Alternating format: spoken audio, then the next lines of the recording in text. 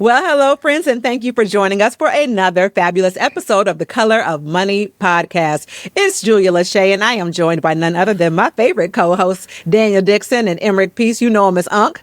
And today we have a very special guest. We have none other than Patrice Washington with us today. Friends, if you don't know Patrice, she is big in the wealth world. She is the founder of the Institute for Redefining Wealth, and she has a podcast also called Redefining Wealth. And in fact, that's where I became aware of her, was she was doing some teaching on redefining wealth.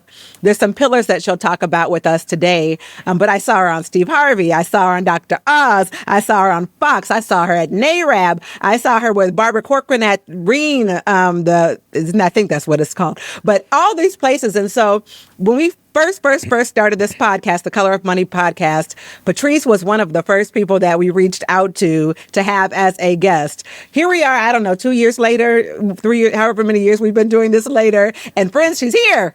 We have Patrice Washington as our guest today. So Patrice, thank you so much for joining us. As you can see, I'm pretty excited to have you here. Welcome. Oh, I'm excited. Yeah. I didn't know it had been 2 years already. So congratulations. You kept blowing us off. Oh, no, I would never. No, but I know what a feat it is to get to 2 years. So congratulations to you guys. Thank you. I'm actually, as of today, entering the 8th year of the Redefining Wealth podcast. And I know it's a labor of love. So kudos to y'all. Patrice, tell us about the Redefining Wealth concept, the institute you have, the podcast you have. What's that all about? So, as you said, I was known in media for some time after 4 years on the Steve Harvey Morning Show and years on Dr. Oz. And I would speak all over the country, Julia, and realize that the conversations that I was having with people in the back of the room was less about skill set, and it was more about their mindset, their beliefs, their behaviors, about what they thought was available to them, especially people that look like me. Right? And they would give me that it's easy for you to say conversation because they were only seeing me on stage or on camera or hearing me on the mic. And I was just so like, no, you don't understand. You don't understand. Let me give you more story. Let me give you the story I can't give you in 3 minutes on a soundbite on television.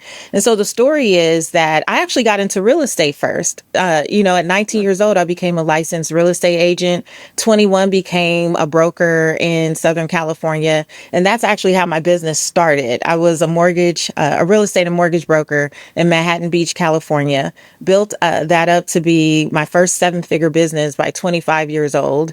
And in 2007, I was like, oh, this is great.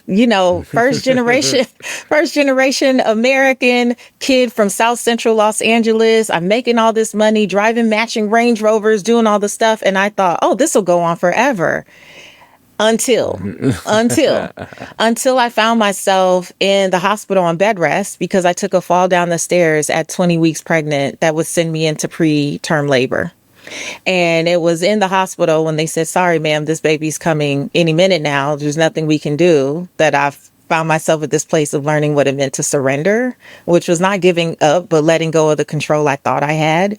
And I just started praying and asking other people to pray, and was supposed to be any minute now, turned into me being on hospital bed rest for 10 weeks. And while I was in the hospital, I was watching the news. This is 2007. So I know y'all know what was happening in 2007. Right. Yes, we right, do. All of the banks that I work with, they were closing down left and right. I saw one of my account executives cursing on the news while I'm in the hospital on bed rest. I'm like, oh my gosh. And, I ended up having the baby still 10 weeks early, but she was healthy. She stayed in the NICU for 3.5 weeks. And I left that hospital, you guys, with a healthy baby, not knowing that I was also going to be facing a healthy amount of medical debt and a lot of deals that clearly fell out because the banks were closing down and all the things were happening. So I went from this 7-figure business to less than 18 months later, scraping up change to feed my daughter. Like, it was everything that could happen in that season happened. And so, from that point, 6,000 square foot home in Southern California foreclosed to living in a 600 square foot box of an apartment in Metairie, Louisiana. And that's where I had what I call my come to Jesus moment. I don't know about y'all. I don't know if anyone here has ever had that good ugly cry, that good, like, why is all this happening to me? I don't know about unks, but Julia, maybe you do. I don't know if y'all the kind, that ever cry or just have those moments. But I was at that moment of just like, man, I thought I had done everything I was supposed to do. I thought I did what my parents came to this country for me to do. Get good grades, get a good job, figure it out. And I felt a lot of shame and guilt and embarrassment around what had happened. So I ended up in Louisiana suffering in silence and having what I call my come to Jesus moment. But that moment also is a part of what gave me my purpose, Julia, to your question about redefining wealth, because I learned, after having this breakdown, I was like, man, I passed the broker's exam on the first try. I'm really good at like information gathering, but I didn't know how to ask for help. Especially as I think an African-American person, a Black person, I didn't know how to say, I don't know what I don't know. So I suffered in silence. I let things go way too far before I got support, which is why I think platforms like this are so important, so that people are having these real conversations about what it looks like and what it feels like. And in that moment, I felt something like I was supposed to share this journey of what I was experiencing. And I had that little devil on my shoulder that was like, who are you to be talking about anything? Look at what you're experiencing. I had just experienced an eviction notice on my apartment door. They had just turned the power off. I chased the power man down with my baby on my hip and begged him to turn the lights on. And then I find this scripture that says, Proverbs 17:16, what good is money in the hands of a fool if they have no desire to seek wisdom, which is why my name is Seek Wisdom now on social media. And it was like a light bulb. There's a difference between knowledge and wisdom. I had a lot of education and book smarts. I didn't always know how to apply it. Wisdom is the application of knowledge. And I felt like, I need to share this with people. My first grade teacher, Ms. Boynton, said, when you know something, you have a responsibility to share it with friends. And I carried that my whole life. When you know something, you have a responsibility to share it with friends. And y'all, I got up off that bathroom floor where I had been snotting and ugly crying and carrying on. And I had just learned about blogging. This is March 9th, 2009. I had just learned about blogging. And I was like, I'm just going to start a blog.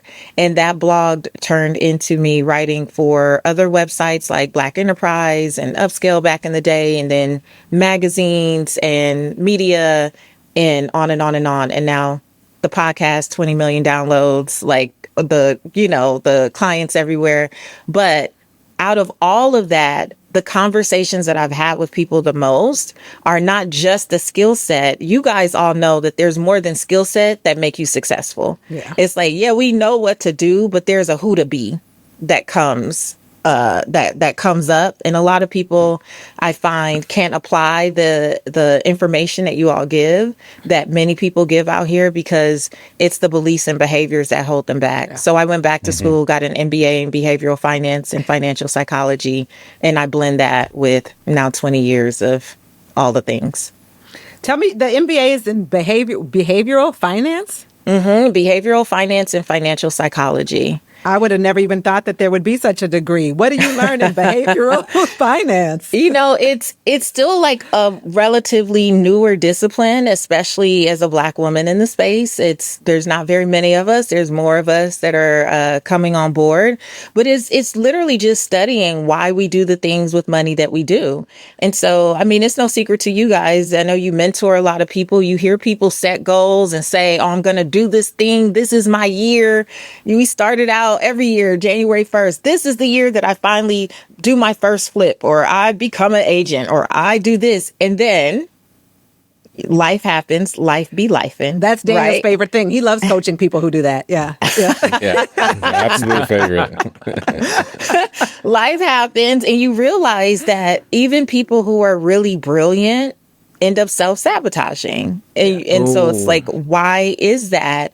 And how do we help people be better with money, not just by talking to them about budgets and credit reports, but by helping them look at their relationships, their faith, like their work, their space, all these other parts of your life that impact your finances and these goals you keep setting, even when you're not thinking about it. A lot of us set goals and we say things, but we don't think about how the rest of our life needs to come together to support that. So that's what I study and that's what I coach people through. When you talk about this behavioral finance and things, I'm curious to know, what do you find to be one of the most common characteristics that people have as a barrier? Is it comparing themselves to other people? Is it something else? What's the common number one thing psychologically that you deal with people when you're talking about building wealth or finances in general? I would say it's one of the biases, like anchoring bias is a big one. So anchoring bias is when you connect to a piece of information that you may have gotten early in your career or in childhood, and then that is the end all be all. Even when you have been exposed to new information, you keep going back to the same thing. So even if, as a child, you heard that, what would be a good one? As a child, you heard that you shouldn't take on credit cards, as an example, right? And so now you're building your business. You need to, handle cash flow in a different way. You may not necessarily have the cash. If someone says, "Oh, just get a line of credit." Imagine, for those of you who may invest or flip properties or something, someone saying you need to take out a loan or whatever. And you heard very young that if you do that, you will fail. But it's really, we know as adults, that's one of the only ways that you can grow your business and do the things. People hold themselves back because they're like, I cannot do that. But then when you give them that as a option or a resource, they're like, no, I'm just stuck. I'm stuck. And you're like, no, there's so many things you could do. That anchoring bias is making them stay connected to a piece of information that they got with no real context, or it didn't make sense, right? Maybe it made sense for the person who said it to them, but it doesn't make sense for you now, but you're still living from this old story. So there's a lot of biases, that people have, or herding bias. A lot of people don't take the steps to venture off and try something new, maybe in real estate or in any industry, because then they would be separated from the herd. And what is that herd? Maybe their family, their friend group, their church group, something else where people have said, no, this is the only way to do it. And now they won't allow themselves to expand and trust that they can go in a different direction without thinking it'll be offensive to other people. So that kind of sunk in with me, Patrice, the anchoring bias. And this is what I wrote. I wrote anchoring bias, using information from the past to judge the future, no matter how outdated. How do you break that? How do you have those anchors, and I've heard this story with so many different examples over the years with agents not getting into production and this fear of success. There's all these different things.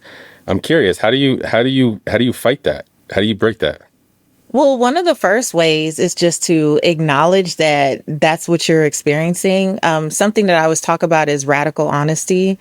And I think most of us live from rationalizations and not radical honesty. And I always say we will rationalize anything, ration out lies. We will keep lying to ourselves and keeping ourselves like in these little spirals, where you see people talk themselves in, talk themselves out, same breath, same conversation. Yeah. We'll keep ourselves in those cycles because we're not willing to be radically honest. And that means so honest that it hurts. One of the first things is coming into awareness of, where did you get that from? Like, what question I always tell my clients when we're working through stuff like this is, who said? Who said?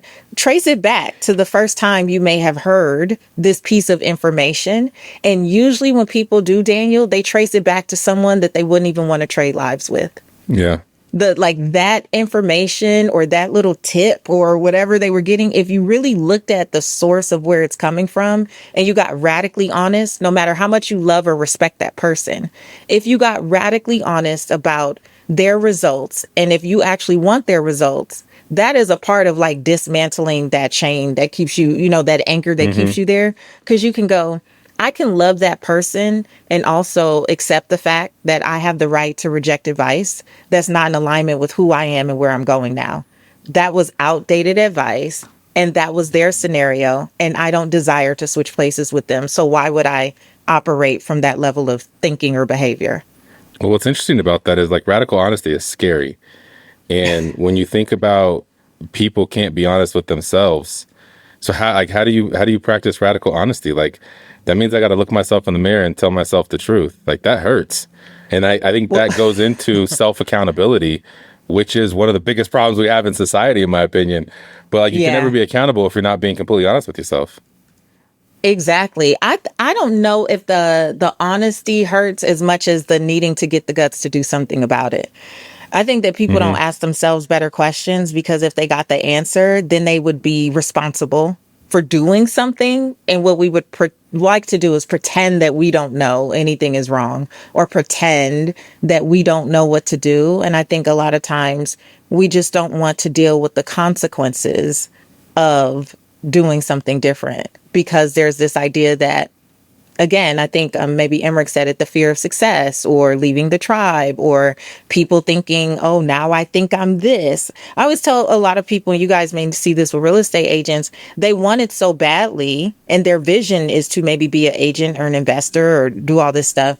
But then there's something that comes up that prevents them from wanting to be visible. And that's one of the things, like when I go through this session about the elements of your life. And what I like to do is I like to talk about your journey. What trauma between 1 and 5, what trauma between 5 and 6, what trauma between, 10 and 12. And what are you telling yourself about those things that happened to you as an adult? You can't go back to those things. Just like you were saying, Daniel, you got to take accountability. You can't go back to those things as an adult. You got to figure out how to get beyond whatever that childhood trauma was, because that's keeping you from being the most productive person that you actually could be. The visual that I got, this came to me earlier this week, and I have a conference coming up, and I feel like this is like one of the things I want to teach from, because people talk about healing so much, like online and social media, that there's a lot of people that camp out in healing. They camp out in this idea that like, oh, well, I'm working through my childhood trauma, right? And so now they're just sitting in it, and that becomes their identity, that they're working in the childhood trauma. And the visual that I got was a roundabout, because we have so many roundabouts here in Atlanta, is this roundabout. And instead of like just, okay, I acknowledge I had childhood trauma. Mama did this, daddy said that, I should have been better, blah, blah, blah, all that. Okay, so we acknowledge it and we see it. But we still have to keep ourselves moving down the path, right? You don't go in a roundabout. Imagine seeing someone just going in the roundabout, round and around and around, and cars are passing and things are happening, and you literally just get stuck in that loop. That's what I see people do, because they think that to acknowledge something means I have to live in it and sit in it and be stuck in it. And I'm like, you can have that, what mama, daddy, whomever, whatever happened, and also continue on with the vision that you say you have for your life. It's like, it's not, how do I wait until I get that out the car? I'm thinking, put it in the back seat and tell it, we're going in this direction. And when you need to talk, I'll talk to you, but we're still headed in this direction. It's not an excuse to stop everything. I wish we could teach some of these principles in grade school, because I feel like when you're an adult, like how the hell do you just put it in the back seat? Like I haven't been trained on how to do that. I know how to do my math and my history lessons and everything, but it's just so powerful on how to be a productive human in life, for yourself, for your family, for everything, Yeah. And I think in this day and age, it's so important that we, I guess you would say, do the work. Now, my daughter, now that I told the story about, is 18, and she's going to college on an athletic scholarship and all this stuff. That's cool. I did a retreat in Hawaii for my mastermind clients this summer. And I loved, when my part was done, I didn't expect her to raise her hand and have something to say. But after all the ladies spoke, my daughter rose her hand and she said, you guys are getting this, for a couple days, but just imagine, I've been hearing this for 18 years. And she's like, You know, if you look at me and think I'm really poised and all this stuff, it's just because this is how my mom has talked to me my whole life. And I just say that to say that as we do our work, because it wasn't that I was intentionally, I have, but it's not I'm always intentionally telling her things. It's more about who I'm being in her presence and her getting to see the good, the bad, and the ugly. And I think we have tried to shelter the young people in our lives from the real life work of what we experience and the ups and downs of, for me, entrepreneurship and all those things. I think that's the best teacher we can give. And because Lord knows, I don't know what they're going to do in school. But I think if you're a parent listening, like the best gift that you can give the young people in your life is to keep it real about your experiences and the lessons you've learned, as opposed to trying to shelter them from it. We spent so much time making sure that my kids didn't live the life I lived. Yeah. So we were lacking, I was lacking conversations because I was so busy getting it grinding, making sure that they lived a different life and making sure I didn't go back to West Baltimore. So that was it. But this conversation with, like Daniel brought up, that's the conversation I think for our listeners, to make sure our listeners know and understand it. These are conversations that they have to have with their young folks at this point in time, because if they don't have them now, they're setting them up for failure in the future. Oh, yeah. Patrice, you mentioned, you had something that you were going to teach on. You said what I like, and I'm hoping that you're going to tell us what these 6 pillars that you teach on are. Can you share with us what those pillars are? Yes. So for 8 years, I've been teaching from the 6 pillars of wealth, and I'll just run them down for you. The first pillar is fit. It's about becoming your best self. And in the fifth pillar, we talk about being mentally and physically well. So we all hear health is wealth and all this stuff. But the reality is, like Emmerich said, many of us grew up believing like, I just got to grind it out and make it happen, which we were applauded for that. And many of us became very successful for that. And that's a wonderful thing. However, there's also a great population of us, especially as Black people, who are dying from diseases that are preventable because we've been trying to get to the bag and we have not been going to the doctor. We have not been taking care of ourselves, and especially for women and women of color, we have pushed ourselves all the way to the bottom of the to-do list and taught other people to do the same. So if someone in our family needs anything, we're the first ones that people call. But when we need something, we've somehow come to believe that we'll just figure it out. So the first pillar is about being mentally and physically well, because I genuinely believe if you have a vision for your life, it is your duty and responsibility to protect the only vessel you're going to get. Period. Because I don't know about you guys, but this year alone, I have experienced so many deaths of good friends. Just recently, 41 for my partner's good friend. One of my good friends, 45 years old. I was literally in the airport coming back from that trip to Hawaii, and a man just dropped in front of me at LAX, less than 4 feet away from me. And by the time I walked back by, he had died in the airport. And I'm just like, and something, the visual of that, you guys, to see people continue to be across from a man that literally just died and they're ordering their Starbucks and eating their food and going on was such a like a wake up call to life keeps going. Yeah. Like people are going to just keep walking by you and doing what they've been doing, but it's your family who doesn't have their dad or their mom. It's your mom who doesn't have you. It's your siblings, And so that kind of leads me to the people pillar. That's the next one. It is about creating relationships that matter. And you guys could probably identify with this. People have asked me for years how I have gone from, crying on that bathroom floor in that 600 square foot apartment to being on an award-winning show on PBS and like all these things that have happened. And I always say it's the people pillar. I literally believe that there's always someone watching you who has the power to bless you, but who are they watching you be? I'm sure even for you, as you mentor people, the people that you watch and you're like, they got something and you can see how they're showing up, are the people you naturally gravitate to and want to help more. It's not just the squeaky wheel, right? And so in creating relationships that matter, we talk about making sure we're preserving relationships personally and professionally.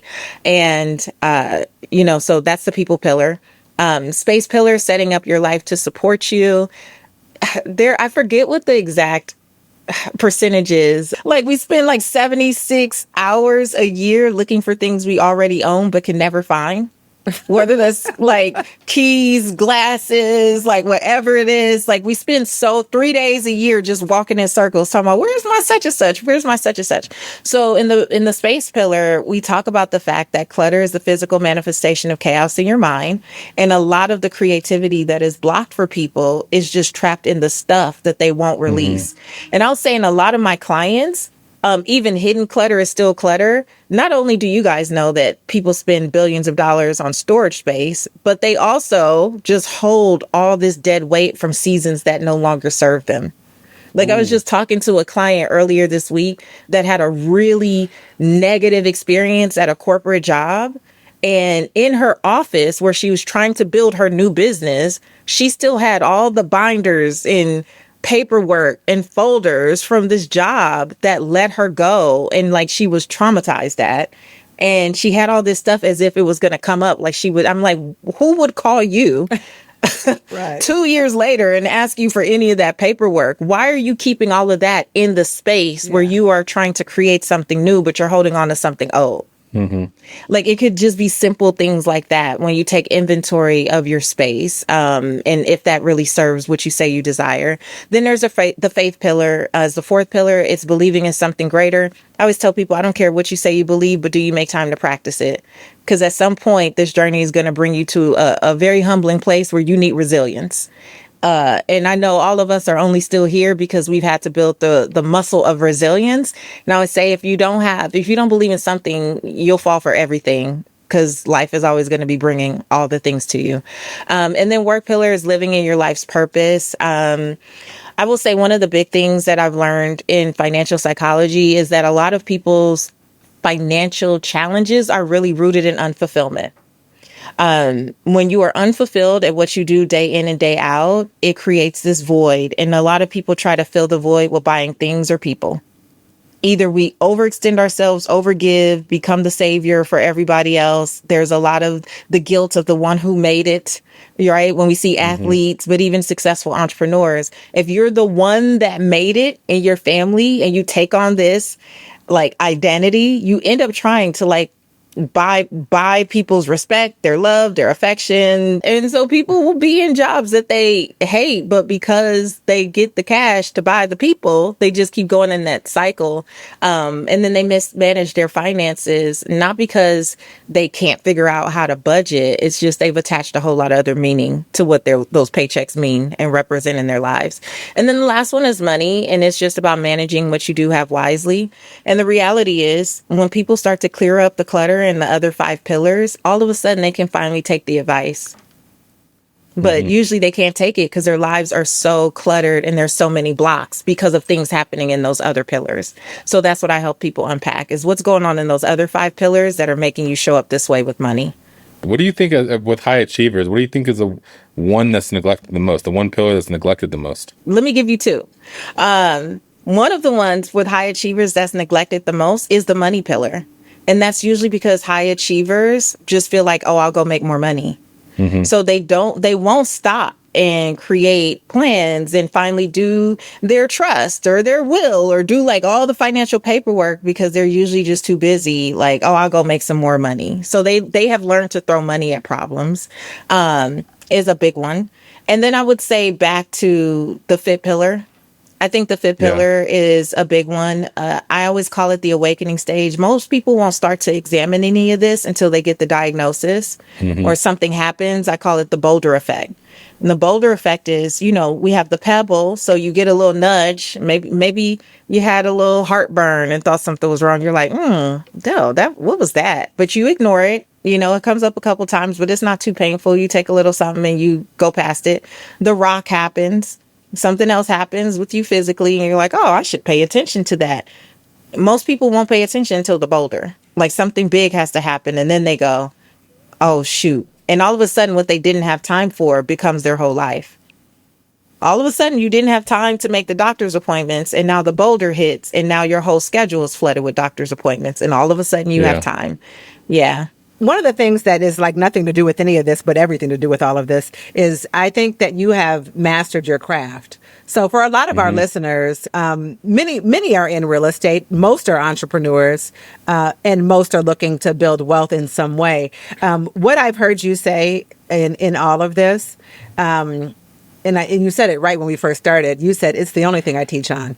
One of the things that I know that like Jason Abrams or Gary Keller, through interviewing people, when they interview people that are highly successful like yourself, they can easily say what they do, and they're a master at it. And so you literally, I've heard these 6 pillars before, and you can easily talk about it in any stage, in any place, in any environment, because you have learned to master your craft. One of the challenges of the highest successful people, or whatever you call them, high capacity leaders, whatever you called it, Daniel, is that sometimes people try to be the master of everything. You know, I'll just dip my hand in all that. That's me. I'm always, and I'm in so many things I can't be good at none of them, you know. And what was the aha for me was you have mastered this skill that you have of coaching people around the psychology of finances. Those 6 pillars are the same 6 pillars I heard, I don't know, what was it, 5-6 years ago? I've taught on them for 8 years. Can I tell you why though? Because I used to be like that, Julia, with the like, oh, maybe I should. I was being recruited at one point to be a Dave Ramsey influencer. And they brought several of us down to Franklin, Tennessee. And I remember coming into the whole compound, which is beautiful and all this stuff. And there's this timeline on the wall. And, you know, I'm looking at the timeline and the pictures and all the stuff. And I saw that Dave Ramsey wrote Financial Peace in 1981. That's the first time that he packaged it in something, taught it at a church or something like that in Tennessee. And I said to myself, 1981 is the year I was born. And this is years and years ago. But I was like, this man has taught this same thing over and over and over again. Maybe the modality changes as time changes, as resources are available, you know, but the basis of it is the same. And I made a pact with myself that if I believe that this is what God called me to do, there is no reason for me to run around trying to be everything to everyone. I need to stay in my lane and be 10 toes down for the 6 pillars of wealth. So I've developed an assessment around it. We have a 60-point assessment. I have courses around it. I have a mastermind around it. Everything that I do is around it because I know that as I continue to work with people and teach people, that continues to inform how I can keep supporting others. And I just keep going deeper in the work instead of trying to go wider. Yeah, and that's good. That when people ask me why I left the Steve Harvey show, that was why. I was on the show for 4 years, radio and television, radio every week and television like every couple months. And when I left, people were in May 2018, they're like, why would you leave a show with millions of people? And I said, because those people stumble upon me. I'm here for the people who are praying for someone like me to come into their lives. And I can't keep splitting my effort, my attention, trying to tap dance for everybody. So it was a wonderful opportunity, but you got to know when a season is up as well and know when to double down on what you've been called to do. Yeah, I think that's the important lesson because so many people, particularly in our space, are trying to figure out what all the things are when really the thing is, like you said, where should you be and plant your feet and go deep, not wide, right? That's a lesson all in of itself. One of the things you say is chase purpose, not money. What are a question we could be asking ourselves every day or every week to make sure that we're on that right path of chasing purpose? So one of the questions is, am I making this choice from a place of faith or a place of fear? Whatever it is. Am I making this choice from a place of faith or fear? When we're chasing money, it's usually from a place of fear. That we won't get another opportunity. We won't have another deal. There won't be another possibility. I'm going to lose this somehow. And I think that's how we end up in spaces or places or partnerships or relationships that are misaligned and ultimately end up failing or feeling heavy for us anyway. And if we would have said, you know, am I making this from a place of faith? Then typically money can be attached to that. But it's like the only reason we make the decision can't be just for the paycheck, because if it is, you will pay for it later. Some form or fashion, you're going to pay for it later. I see a lot of people that have trouble with forgiving themselves or giving themselves grace. And we can't be in a position of healing or becoming better if we don't give ourselves permission to not be okay or forgive ourselves for these things. What do you suggest for people that struggle with that on giving themselves grace or giving themselves permission to move past, excuse me? Yeah, that's such a good question, Daniel. I remember years ago, I was talking to a coach of mine, and I was like, how do I forgive myself for this thing when I was in my 20s? And she said, forgive yourself. Are you sure you mean forgive yourself, or do you mean thank yourself? Because isn't she the same person that also went out and got that broker's license that taught you about mortgages and real estate and, got you on this path? And I was like thinking through all the times that I was like, so mad at myself for this when I was 21 or 25 or 29 or 33. And then I had to go back and take inventory about what was happening in my life at that time, the fact that I did the best I could do with what I had. And then I started looking back and thanking my younger self. You know what? Thank you. Because had you not made that decision, we may have never discovered therapy. And it was in therapy that you learn to forgive other people who will never say, I'm sorry. And You know what? I'm glad that you stayed in that relationship a little longer than you should have, because that drove you, to church and to being someone who set up a prayer room.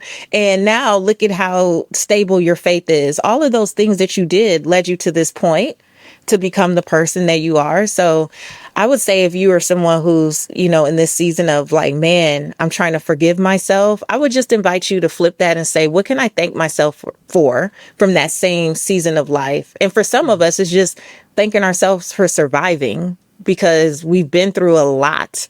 And the fact that you kept making moves and decisions and you're still here, if you're listening to this podcast, you have the audacity to still be learning, to still be trying to grow, to still be expanding yourself in the midst of all the things that we're currently experiencing in this country, in this world. But beyond that, all the things that you grew up experiencing, I feel like give yourself a pat on the back. Look at you. You did a good job. So, Patrice, I heard you say something. I heard you talk about women's retreat and women's this. Do you only work with women? No, I don't only work with women, actually. I have a few good men in the Institute for Redefining Wealth. So few that I know them by name, and I talk to them by name. No, I've had male one-on-one clients throughout the years. It's just overwhelmingly women are my platform, and I tend to be invited to a lot of women's events, like what Julia saw me at, Women's Real Estate Investing Network. But no, I work with men. We got to get some help too now. You can't be just out there just leaving us alone. No, I always welcome the fellas in. You just have to be ready for a lot of, feminine energy in the space. And we're like 98% women, but I do hope to expand that. We actually have several women coming to our conference that are bringing their husbands and partners, and they always love it. I will end it with saying that there is a time and a place for everything. Y'all know how I feel about black men, and I think black men should be included in everything. And I don't want to go nowhere where there's no black men. However, I will also say that there is, as we often say, the power of representation and the things that it brings. When I first started doing a lot of public speaking, there were two people that I really would watch because I wanted to emulate and model. Patrice was one of those, and then Marky, of course, because I love Marky. She was so fun. She was on your book launch. Yeah, she was. Yeah. Marky is a phenomenal speaker, and the same thing. And so there is a space, a time, and place for everything. Don't try to take Patrice from us, Emma. Can we have? Can we have something, please? You claiming her as a national treasure?